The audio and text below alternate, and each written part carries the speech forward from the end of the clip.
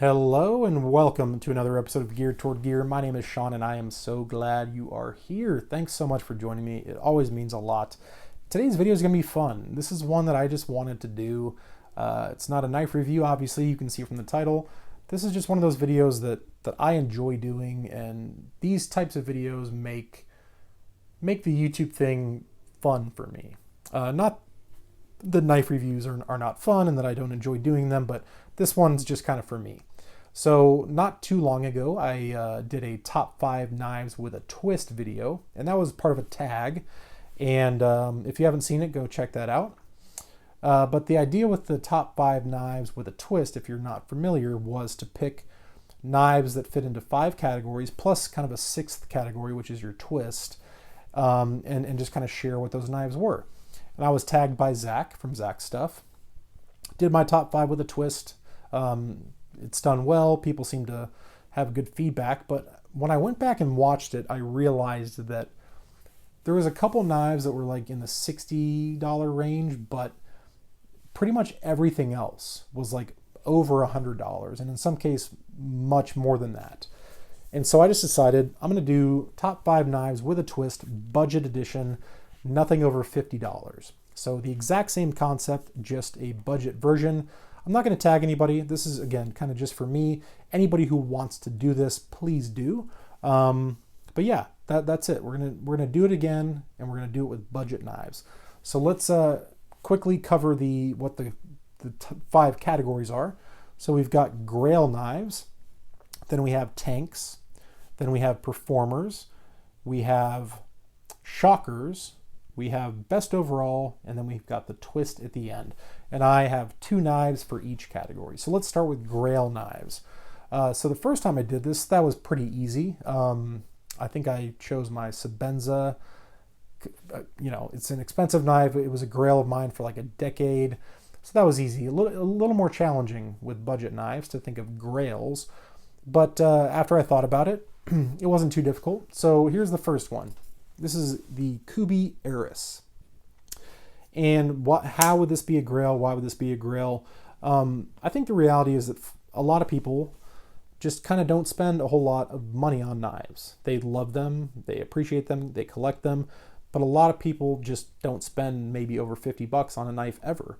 And that's totally cool. And this could be considered a Grail for some people because it's just really well made and has really excellent fit and finish and materials for the price. These go for right around $50, I believe, and it uses genuine, really, really nice carbon fiber. It has a titanium pocket clip, titanium backspacer, beautifully stone-washed blade, just absolutely gorgeous. Some stupid smooth action on ball bearings.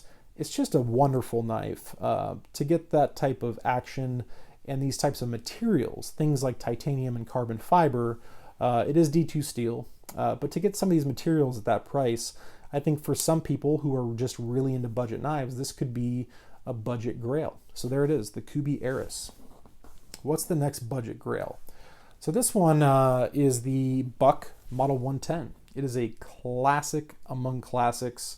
I've got a bunch of these things. This one was the 50th anniversary edition, I think, from several years back. Nice hollow ground clip point, just classic, been around since the 60s. And I think for a lot of people, this is just one of those knives that we kind of tell ourselves, I need to own a Buck 110 at some point. It's just one of those knives that's just so classic and it's so iconic that there are a lot of people at least, will own one of these at some point or do own one. So again, at around $40, I think you could argue that this is a Grail for a lot of people, and they're fantastic. So there it is, the Buck 110. So there's a couple of budget Grails. So now let's talk about tanks, budget tanks, knives that just can kind of go to work and get some work done. So the first one is going to be the Spyderco Tenacious. These go for about $42, I would say. And it's not like a crazy hard use knife necessarily, but it's got some decently thick stainless steel liners. It's got a bit of heft to it. It's not crazy heavy, but I've actually abused one of these to the point where I had to throw it away because it just I beat it to death over the course of like 6 years. And it stood up to a lot, quite a bit. Like, I did things to one of these that should have snapped the tip or made the lock fail, and it never did. It's got a decently thick liner there for the actual lock. So, you know, you could call it a tank. You can get some work done with it. You know, it's not a cold steel 8010 or a fixed blade by any means, but it'll get some work done. So the Spyderco Tenacious, you could call a budget tank. And then the next one is the Ontario Rat Model 1. Again, kind of a modern classic. This is the AUS 8 version. I've got a bunch of these. I really like the Rats. Just substantial in the hand. Again, thick, full stainless liners. Decently thick blade stock. Just again, a knife you can really, really, truly put to work. So big fan of the Rat 1. So there's another budget tank knife. So what's next? Next would be the Performer. So these are knives that just kind of perform well. Day in, day out for EDC, they just kind of get the job done. So the first one is going to be what I would probably consider my favorite model from Steel Will, and that is the Cutjack. The Cutjack Mini is, actually I probably like it better. This is the full size. It's a flipper, it's D2 steel, FRN handle, crazy ergonomic. Probably the most comfortable, one of the most comfortable Steel Wills in my opinion. It's got an actual usable forward choil, excellent jimping. I just love the Cutjack series. This is the model C22, again D2 steel. They're just fantastic in my opinion. I do have a full review on this knife on the channel. So it's just a kind of day-to-day EDC performer. Can't go wrong with the Cutjack. I think they're fantastic. So there's the first Performer. Next one is going to be the Ka-Bar Dozier. I definitely couldn't do a top 5 budget knife video without including a Dozier. These perform so well. It's got a nice hollow grind that's actually fairly thin, a strong back lock. To me, it's comfortable. They're very durable. I've seen some torture tests with these. Woodland Tactical did one. I essentially made him do one. I sent him one months and months ago. But yeah, the Dozier, for me, it's one of my top knives of all time, regardless of price point. And these go for about 18 bucks, maybe 20 US dollars. And they'll get the job done all day long. So a nice $18 budget performer in the Ka-Bar Dozier. So what's next? The Shocker. So the Shocker category is basically maybe something that would surprise you based on what you know about me. Like maybe you wouldn't necessarily think it would be a knife that I would choose or that I would like. And I've got two. And the first one is a Kershaw Dividend. And the reason this may be a shocker is kind of two things. One, it's aluminum, which is not my favorite handle material, and it's assisted, which I'm not a huge fan of.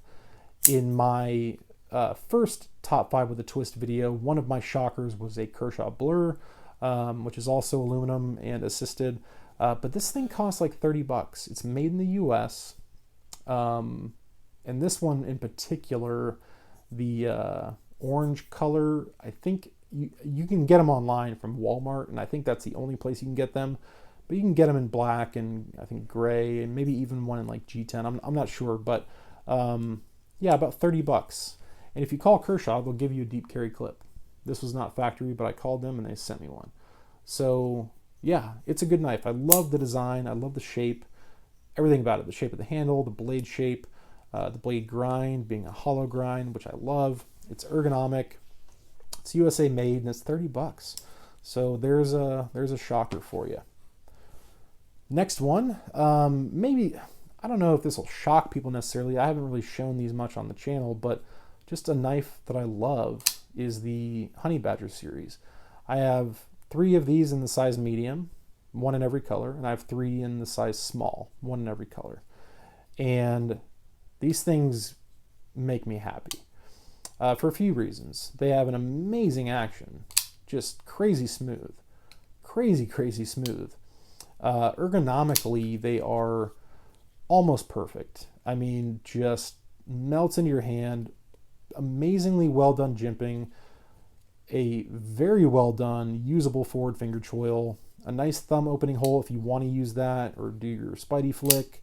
And they're super popular for modifications. You can dye the scales, you can stonewash the blade, acid etch the blade. They're just great knives. The quality for what you pay is unbelievable. These are about 30 bucks, I want to say. So there's another potential shocker, something I would highly, highly recommend. There's nothing on the table I wouldn't necessarily recommend. So there's my 2 shockers. And let's move on to best overall. So this one was a little harder to pick 2 of just the best overall budget knives under 50 bucks of knives that I own currently. But I picked 2, and the first is the Sevilla Backlash. I love everything about this knife. I don't think I had a bad thing to say about it in my review. I do have a full review on this knife, as I do the Dozier and the Cutjack and the Kuby heiress. But the blade shape, it's almost like harpoon-esque in that kind of the way that thumb ramp comes up. The nice thin hollow grind. These things perform so well. They're so slicey, super comfortable. I love this blue color from drop.com. They come in black, green, tan. I think they have a Damascus version, and these go for like 40 bucks. It's 9CR steel, which I have no problem with, super corrosion resistant. I love the Sevilla Backlash. It's one of my favorite budget knives of all time. It's definitely, as of right now, one of my favorite current budget knives. So the Backlash is phenomenal. Next up for best overall is the Rake P801. This is a full stainless steel frame lock. It is a flipper. It's made from my favorite budget steel, which again, if you've watched the channel long enough, you probably know that. 14C28N, that's a Sandvik steel. And this thing is killer. I mean, it's a stainless steel frame lock. It's just got a nice design to it. I think aesthetically it looks really nice, pretty classic, nice classic drop point. I like the blue accents, not a ton of billboarding, very strong stainless frame lock, and it's the factory grind on this thing. It's a flat grind, but it's super, super thin behind the edge, like very, very thin behind the edge for a production budget knife, like 14 thousandths of an inch, 15 thousandths of an inch behind the edge is crazy. These things perform so well. And they're like 28 bucks. So yeah, it's hands down one of the best overall budget knives in my opinion. At 28 bucks, everybody should own one of these. That's how I feel about it. So the Rake P801, they do also make like a black wash version if you don't like the kind of all silver look, but that's it. The Rake P801, that and the Backlash, best overall for me, and I feel very good about those choices. Last but not least is going to be the Twist, and the Twist is basically something maybe that's a little sentimental, maybe something that has a story behind it. So I picked 2, and the first one is a Ganzo knife. Why would I pick that? What would be sentimental about a Ganzo? This is the Ganzo Firebird model FH21 in kind of their gray color. And this is my Twist because A, it's a great knife. It has great action, good materials, and it goes for like 25 bucks, I think, 25 for G10 and D2 and ball bearings and all that good stuff. Just really well made. And this was a gift from a subscriber. And it was the first time I ever got a package from a subscriber. And it was so surreal and just kind of overwhelming to me the first time I got a package. It was from a guy named John Beard. He won the very first giveaway that I ever did when I hit 100 subscribers. He was the winner. I sent him a package full of goodies, and he sent me one back. And that was in it. And he told me it would change my mind about this brand because I, at the time, was kind of anti-Ganzo, I guess. And it did, at least, you know, with some of the newer stuff they're putting out. And this is the exact knife that he sent me. And I think it's a great knife. I think it looks great. It performs well for what it is. And it was a gift. And I'm very grateful for that. So thanks again, John. Big fan of that knife. And then the last one is the Bushmaster Bushcraft Field Folder. This is a kind of traditional slip joint in a sawbuster-esque pattern. This is from Bud K, and this was a gift from my friend JB. of Big Red EDC. If you're a subscriber of his, if you're not, you should be. And if you are, you certainly know about these knives. He had me on as a guest on his live show, Saturday Knife Live, several months ago. So at the time, I think I had probably, I don't know, maybe 200 subscribers on my channel.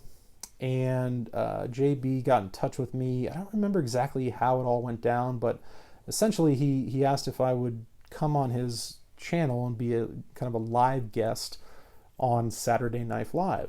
And again, at the time I had like a couple hundred subscribers. I was blown away. We did it. It was a lot of fun. That was the night that I first like talked to people like Zach from Zach Stuff, Zeb from Woodland Tactical, Marshall, just a bunch of people that are now like friends of mine. That was when I got to know them. And I was just eternally grateful to JB for having me on the show. It kind of boosted my channel. A lot of his subscribers came and joined me on this channel. And I think I gained like 100 or more subs within just like a couple days. So I was very grateful for that. And then like 2 days later, a package shows up in the mail. JB had asked for my address, and in the package is a Big Red EDC t-shirt, Big Red EDC stickers, his Big Red EDC bracelet, and of course a Bushmaster Bushcraft field folder. So this is a gift from JB, who I consider to be a good friend, a great man, kind of my first YouTube mentor, if you will. And this is a gift from him, and one that I'm very grateful for. So the Bushmaster Bushcraft field folder, gift from JB. So there's my two twists, and that's it. That's the budget edition of Top 5 Knives with a Twist. And just to recap, in case you want to look for any of these knives, and I'll try to remember the prices roughly. Kuby heiress is about $50, and the Buck 110 I think is around $40. And then for the tanks, we have the Tenacious, which is about $42, I think. And the Rat Model 1 should run you about $30. For our performers, we had the Cutjack, which goes for about $28, I want to say, maybe 30. And the K-Bar Dozier Folding Hunter, which goes for about 18 or 20. The shockers were the Kershaw Dividend, which goes for about $30. And the Honey Badger, which goes for about that, maybe 30, 35. The best overall, in my opinion, the Sevilla Backlash at about $40, and the Rake P 801 at about $30. The twists, which we just covered, the Ganzo Firebird Model FH21 goes for $25, and the Bushmaster goes for, I think they're about $10 on Budk's website. So that is it. That is my top 5 knives with a twist, budget edition. Thank you all so much for watching. And again, if you have a channel and you want to do something similar, please feel free to do so. Thanks again for watching. I really, really do appreciate it, and I'll talk to you soon.